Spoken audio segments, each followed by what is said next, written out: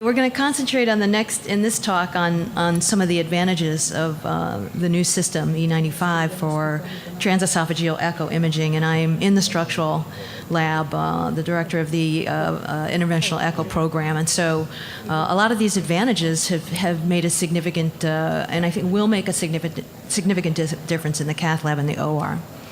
So what I'm going to show you are some of the new imaging acquisition and display modes, including triplane, biplane, tilt, rotate, V-plane, single beat, large field of view, color Doppler, and HD Live. And then for the new image navigation, we have the ability to do a two-click crop, which really makes cropping of the 3D very intuitive. We also have tools called Flexi Zoom, and I'll explain those, and then Flexi Slice. And these are all kind of ways that we have of imaging, of navigating around the image, and then we'll end with a little bit of the 3D quantification and modeling. You've already seen this slide, so the new software-based image formation allows you again to see a lot of data about a single point in space and evaluate it from a lot of different angles, and then generate the image in an extraordinarily fast processing mode, which then allows you then to also manipulate the image in ways that we never thought were possible. You've seen this slide as well, and again, the continuous focus is of significant advantage for everything that we do. So new imaging acquisition and displays. We'll start with what we have for 3D. We will frequently use a simultaneous multiplane image.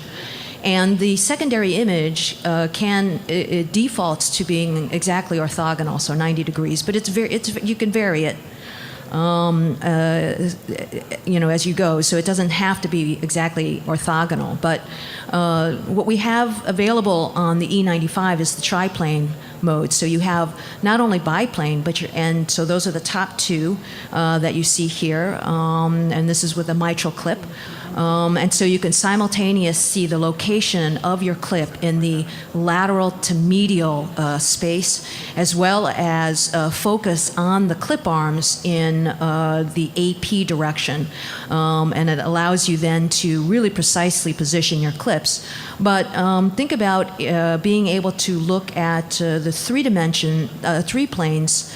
As you can see, again, on the bottom two images, since as we start to put the clip on, we really want to assess what's happening to the mitral regurgitation in multiple planes. So again, significant, I think, advantage to allow us, in this instance, to see the orientation, the number of jets, exactly where those jets occur, simultaneously in three planes. The biplane tilt and rotate, obviously the orthogonal plane in a simultaneous biplane image typically allows you to rotate it in one direction, and that's across this longitudinal plane. So you can put your second plane anywhere along this longitudinal plane. But the biplane tilt and rotate means that you can actually use the trackball to rotate into a different plane and not be held hostage by the longitudinal plane. And so I think in a lot of the interventional space, in this instance for a transeptal, it gives you great flexibility. So we need to, from the biplane view, the orthogonal view, needs to give us a sense of how anterior we are. And so not always can you get the short axis of the aortic valve in that orthogonal plane. But here you can see the short axis very well, and you can see that you're only about 1 centimeter away from the aorta. So a very anterior puncture, which we would attempt to redirect the interventionalists. V-plane allows you, and this is on a transthoracic obviously, but it is similar for the TEE, allows you to sit in one plane and then again tilt in the orthogonal plane in multiple directions. And so now we can actually see in short axis, and again we're staying in a short axis view, but now we're tilting within that short axis view, either anterior to see the aorta, or you can imagine tilting posterior to see the apex. And so, again, the ability to tilt in all directions, since we have a three-dimensional volume, into which we want to be able to see any structure in any plane. And so this allows us to very easily see those 2 dimensions in multiple different aspects of that 3-dimensional volume. Now, one of the things we've had to live with is the fact that we have relatively low volume rates or frame rates, but the equivalent of the frame rate for the 3D is a volume rate. And the way that we've gotten around that is to take very small volumes and then splice them together. So multiple beats spliced together will allow you to get a very large volume.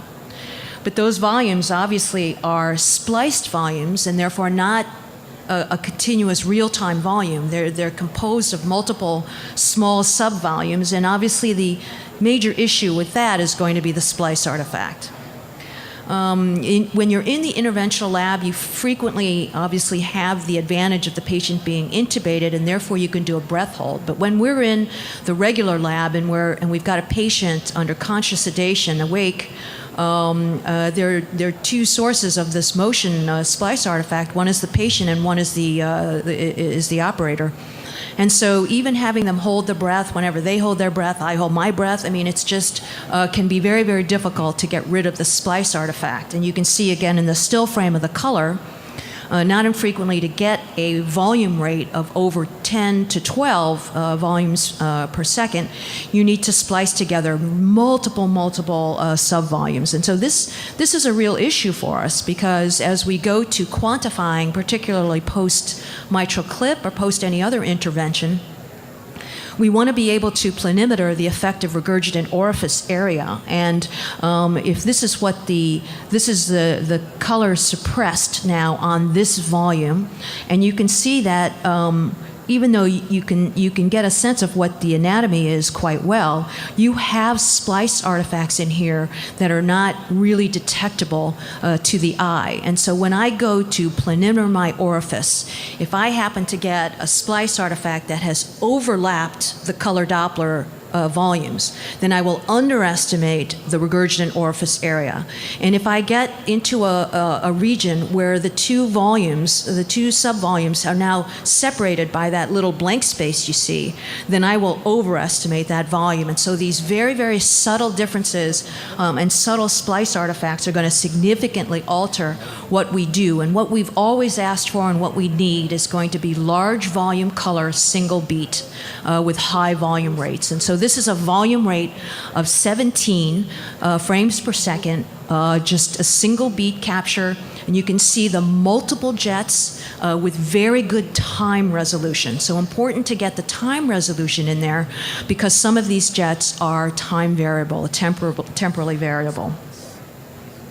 This is another example of a patient status post bioprosthetic mitral valve replacement with 1 central jet and 2 paravalvular jets. And any of you who have done this type of work with TEE and bioprosthetic valve will realize that you almost never, I would say really close to never, can get a volume like this with a frame rate as high as this with a single beat zoom image of the entire annular ring. And so this always is an issue for us, because you need surrounding anatomy to know exactly where you are, and this allows us to get a large volume single beat capture with good resolution of the color. Now, what about other display modes? HD Live is just something that's fascinating. It allows you to, because again, you're able to look at a pixel from multiple different views within the volume. You can then change the depth coloring, you can change the shadowing, you can change the reflections, you can change the light source. And so you can pretend that the light source is coming from the left or from the right or from above or from below. And so all of these things will change the way that we actually see the structures within the volume. And I think will help us, and you've seen one of these before, will help us to look at catheters differently, to look at defects differently. And all of these things I think are going to be of help. This happens to be a light source coming from the upper right-hand right-hand corner and looking down at this catheter, but I could just change the light source to be over on the other side, and the shadow would fall on the other side. So these are just ways of manipulating the image using this software beamformer. What about new image navigation? Well, we have our beautiful guidelines on 3D, and this is just taken from those guidelines by Roberto Lang, looking at the orientation of the valve. And I'm remiss in not crediting this slide to Wendy Tsang, so I apologize, but this is from Wendy. Looking at how we acquire or attempt to get the three-dimensional volume of the mitral valve. And usually you start with your biplane view that I just showed you. Then you use a user-defined volume, and you try and get the whole volume of the valve in there. And once you get the whole volume in the valve of the valve in there, and then you have to do all of this rotation, because we don't acquire the images in the surgical view. I mean, our probe is behind the heart, and it's not in the surgical view. So the acquisition requires a lot of manipulation in order to get us into the correct orientation. Now, the solutions that we have on the E95 are the two-click crop, which I think is one of those most intuitive ways of picking a structure and looking, and then picking a second point that will be the extent of your volume, and then it automatically will give you the 3D volume looking at whatever structure you want to look at. So I think it's very intuitive. I think it makes it much easier, particularly for novice users of three-dimensional echo, to get to the volume very, very quickly. We would, for instance, in the case that we're showing you here, try and take a look at, let's say, a transeptal puncture, and get our orientation to the aortic valve, to the mitral valve, or to the left atrial appendage by doing this kind of a two-click crop. In addition, you can have other ways of helping you understand what you're imaging. These are the laser lines, so it allows you to see exactly. You can see the white line as well as the green line, and it gives you on the 3D the exact planes that you're imaging on the 2D. And I think that again in the interventional lab may be very, very useful. The FlexiZoom is again a workflow advantage. It allows you to automatically, and we're going to show you in order, the en face left, en face right, top down, and then the mitral valve view. But if you acquire the image from a long axis view, and this one obviously is the aortic valve has a little papillary fibrillastoma on it, then the initial view that you'll see on your 3D is an en face left. You just, with a click of a button, it'll go to the en face right, which is going to be your orthogonal view, and it automatically gives you the short axis view. I mean, this is great. So I can stay in a long axis view. Not infrequently, for instance, for paravalvular leak closures of the aortic valve, we'll start with the long axis view, but now the interventionalist needs to know where his wire is. Am I in the left coronary cusp, right, or non-coronary cusp? And you just flip it to en face right, and you can see the little wires moving around, and you'll be able to tell him right away where he is. And so the third click of a button is the top down. And obviously for many of our procedures, this happens to again be a transeptal. And it'll go from en face left, en face right, and you can go to top down. It allows you just to immediately rotate the image to the top. Now, again, it's extraordinarily useful. In this instance, this was one of our post-procedural Watchman devices, and you're never going to have the original view be a top-down for a left atrial appendage, but with a click of a button, you automatically have top-down, which means you're imaging from the top and quickly can assess during the middle of the procedure where the leaks are, if we have any leaks, if the device is positioned well. And so again, significant workflow advantage. This is top-down for the tricuspid valve, and tricuspid has already been shown by Bijoy, beautifully imaged on transthoracic, but also beautifully imaged on TEE. And this is what we're now using for all of our transcatheter tricuspid valve devices is three-dimensional imaging of the valve. And so again, top down, very, very easy, quick as can be to get yourself oriented and see your catheters. In that particular case, a mitral clip on the tricuspid side. Now, there's the final button that you can push is the mitral valve orientation button. And this, for a mitral clip, is one of those things that's just like, thank you so much. It's, you know, instead of having to now rotate it to the en face view and then rotate it again to get yourself in the surgical view, this the TEE probe should know where the aorta is. It should know where the aorta is at all times because it's determined by the angle of rotation of your multiplane probe. And so, gee, I mean, you know, we should have had this a while ago, but in any case, here it is. You hit the button and it goes to a surgical view. And so you can imagine how quickly we'll be able to move between a two-dimensional view and a three-dimensional view for our interventionalists. These are all going to be time savers, probably increase our accuracy a little bit, and certainly reduce fluoroscopic time. FlexiSlice is one of my favorites. This now, instead of using your two-dimensional view to get your three-dimensional view, it's your three-dimensional view to get your two-dimensional view. Beautiful. So now you got your three-dimensional view, and I can point to an area on the three-dimensional view, and you get three orthogonal two-dimensional views. This is, so here I am in one of the trigones on the upper right. I'm in the medial trigone in the upper left, the lateral trigone in the upper right. I'm straight down the middle on the lower left, and then I'm in the posterior.